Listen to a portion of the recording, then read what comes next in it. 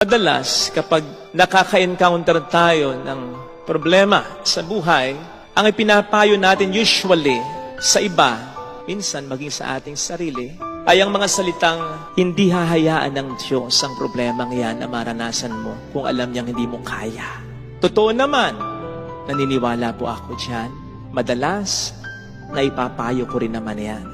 Pero, hindi kaya makabubuti rin naman na may mga pagkakataong ipayo natin sa isang tao nagkakaroon ng problema, maging sa ating sarili, ay ang mga salitang kaya hinayaan ng Diyos na maranasan mo ang problemang yan ay sapagkat alam niya na hindi mo makakaya yan. Nagulat kayo, ano? Honestly, minsan, itong pinapayo ko sa iba. Lalong-lalo na sa mga taong dahil sa problema ay nawawalan na ng pag-asa. Dahil sa problema, nagagalit na sa Diyos. Dahil sa problema, gumagawa na ng masama sa iba, maging sa sarili niya. Sinasabi ko yan.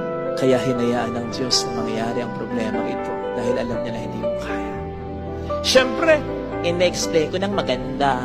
Dahil kung hindi, mas lalo siyang mawawalan ng pag-asa. Mas lalo siyang magagalit sa Diyos. Mas lalo siyang gagawa ng masama sa iba, maging sa sarili niya. Paano ko ito in-explain? Unang-una sinasabi ko, brad, sister, bata man o matanda, banal man o makasalanan, habang nabubuhay tayo sa mundong ito, pwede pa rin talaga tayong lokohin. Kahit nag-iingat tayo, pwede pa rin tayo talagang magkasakit. Kahit nagpapakabuti tayo, pwede pa rin may masamang gumawa sa atin. Bahagi yon ng buhay natin sa mundo at ng pagsunod natin kay Kristo.